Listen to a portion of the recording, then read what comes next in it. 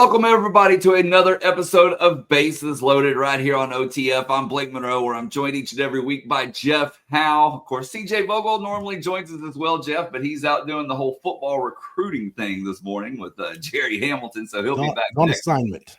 Yes, that's right. So it's just you and I, but hey, man, no better weekend than this weekend.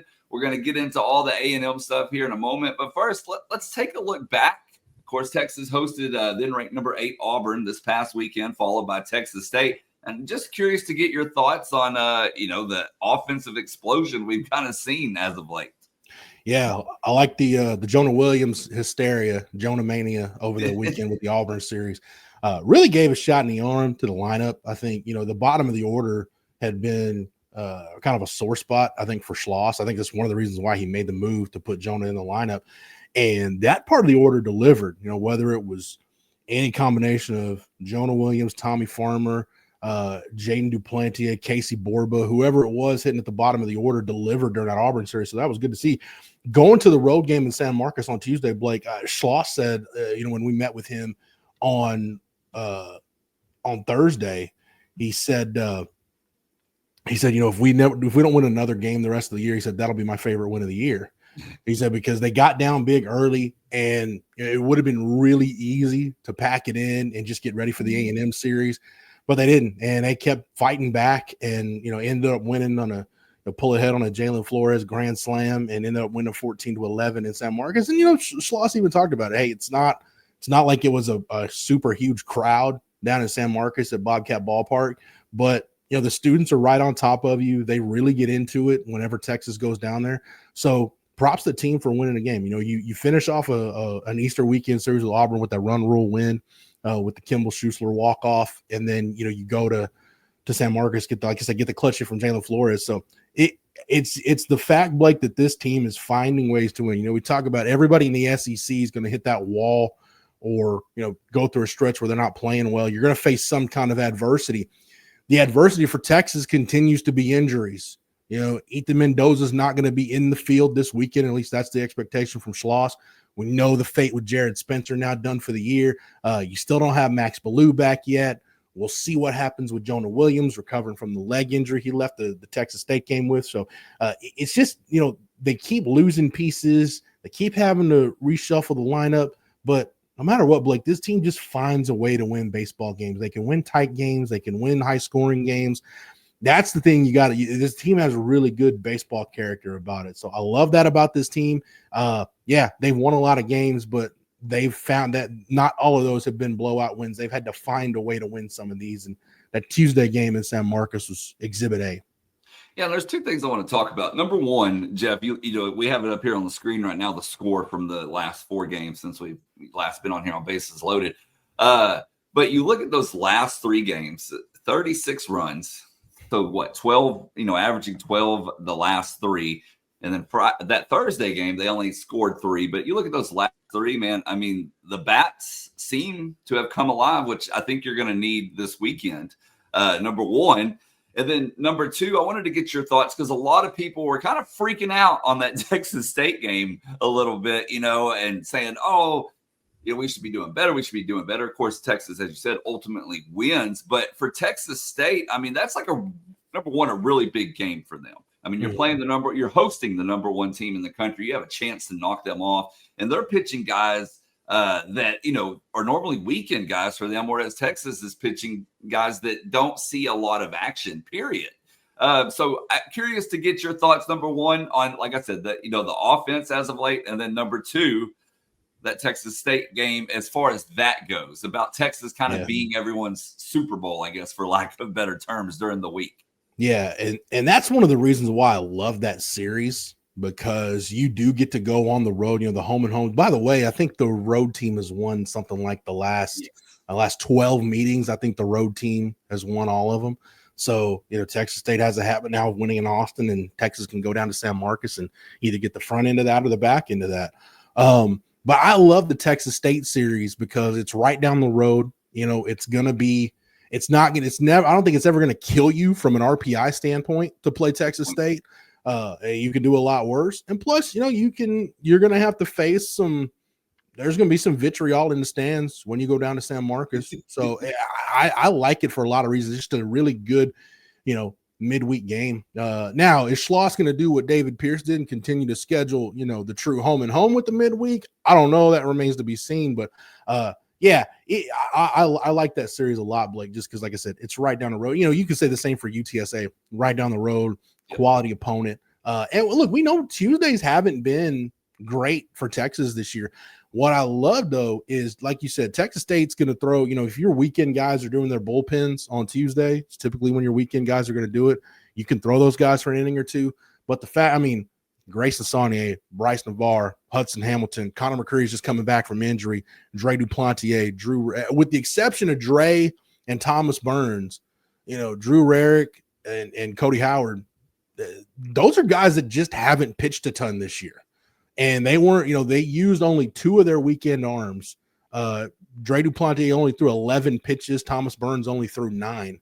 And having to rework the rotation now with Ruger Riojas going to Friday, and we'll see what the Sunday plan is. I like how you phrase it on the On Texas Football message board.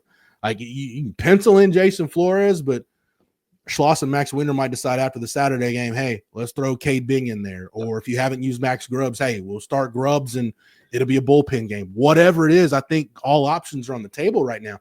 But at the end of the day, Blake, for you to get through that game using a lot of pitchers that haven't pitched a lot, but getting, for Mendoza to come through, he was 2 for 5. Galvan had 2 hits, including a tower, light tower home run. Flores went 3 for 5, like I said, with the grand slam.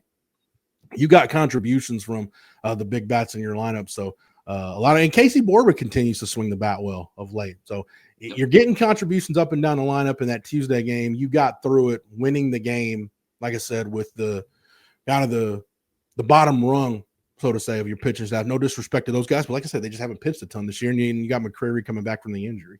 Yeah. Speaking of Borba, real quick, and I put the stat out a while back, but Borba sees more pitches per at bat than any other player in the SEC, and that kind of surprised me when I found that out and looked it up. And of course, it was true, but that's doing well as of late for sure. Yeah, probably Blake has a lot to do with maybe being a coach's kid. Just one of those kids that grew up in baseball, just has a really good feel for the game. And he's been up against it a little bit this year. Hasn't he's struggled in the field a little bit and struggled at the plate, but it seems like being in the lineup every day since the Adrian Rodriguez injury, it seems like now he's starting to figure some things out. Yeah, definitely. Getting a little momentum on his side for sure. Well, Jeff, before we move on here, I'm going to tell everyone about one of our sponsors today, and that's Chinook Seedery. Be sure to check them out in your favorite store or go online, chinookseedery.com.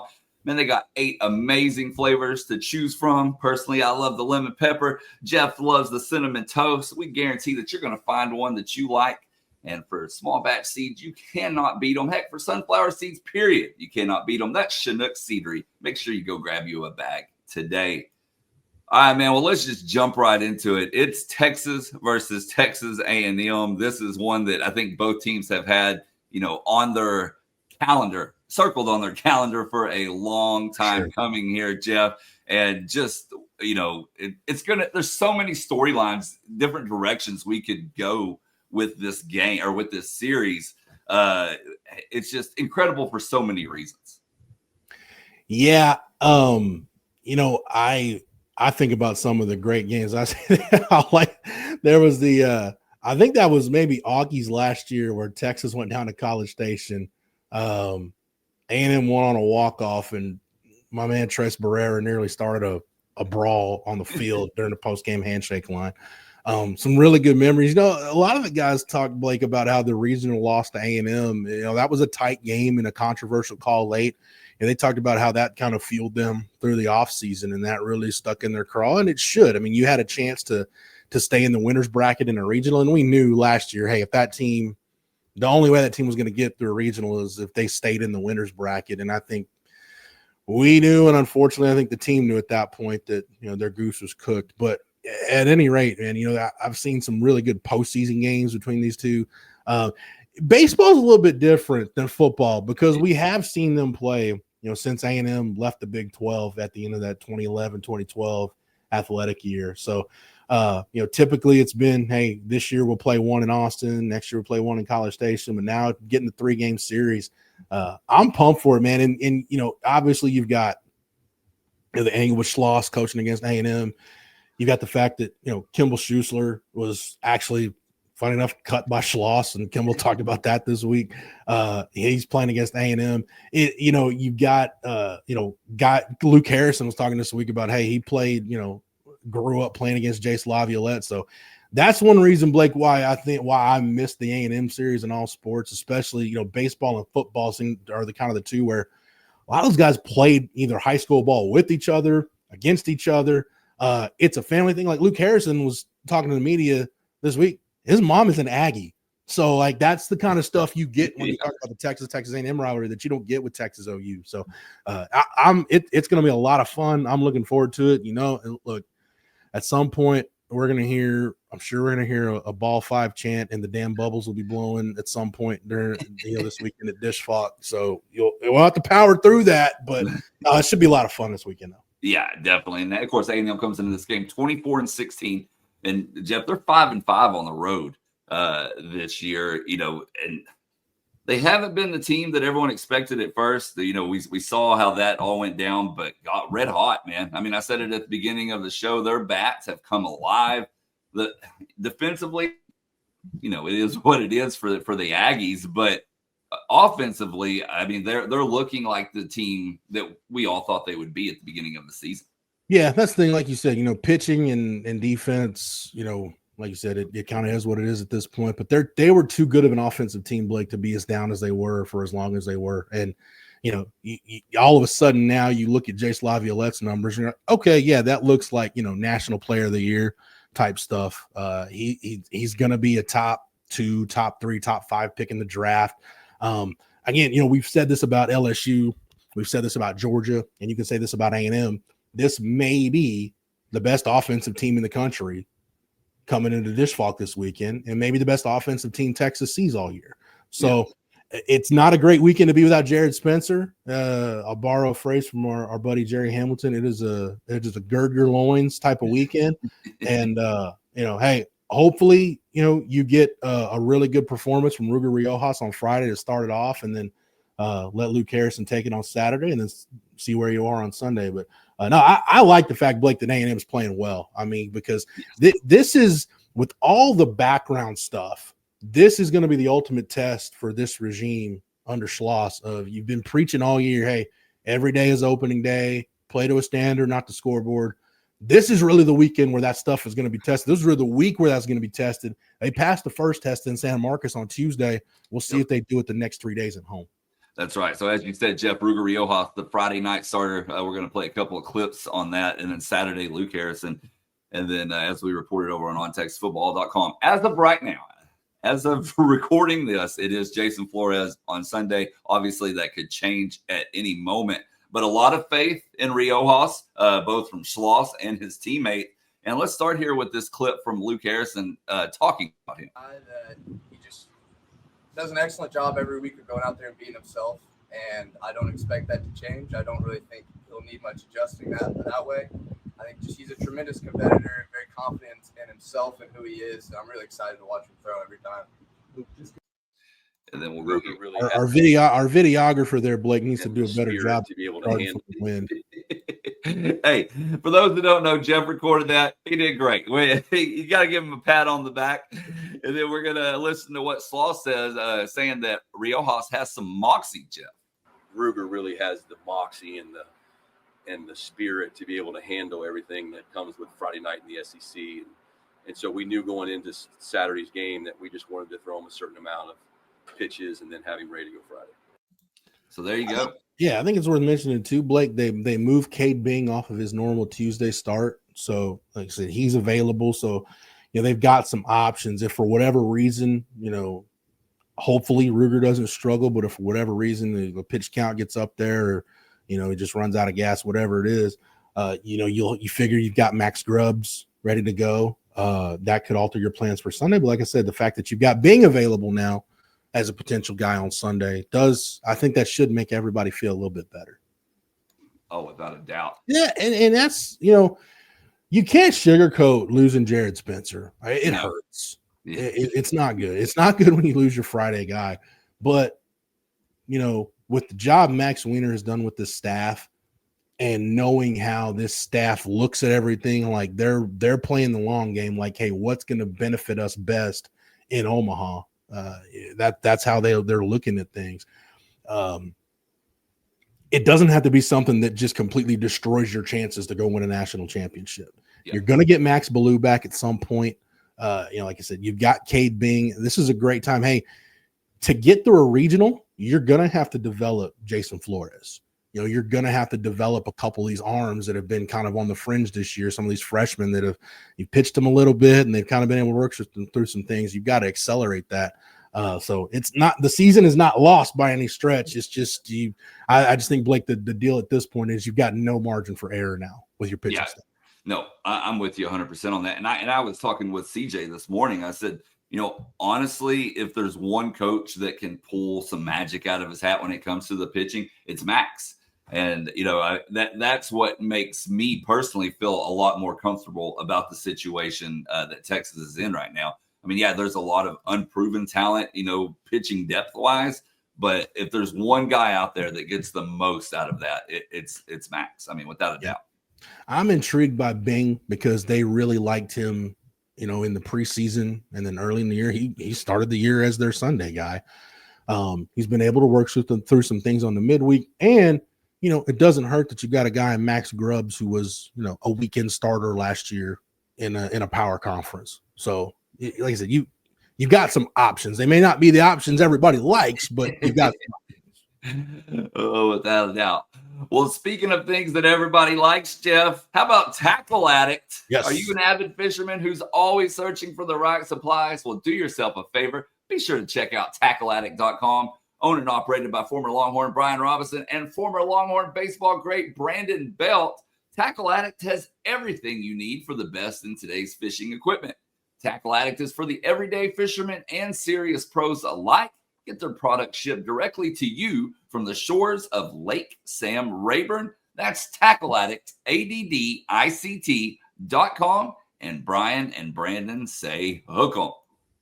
Hey, that is Blake. That is two-time World Series champion. Yep. Brandon Belt. Yeah, by the way. definitely.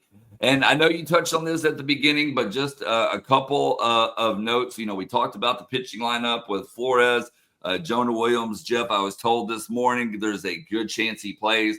The staff says that they're going to be very careful, I guess, with him, and understandably so. I mean, you definitely don't want to rush anybody into something, coming off of an injury. But earlier in the week, they thought it wasn't going to be too serious. That doesn't appear to be the case.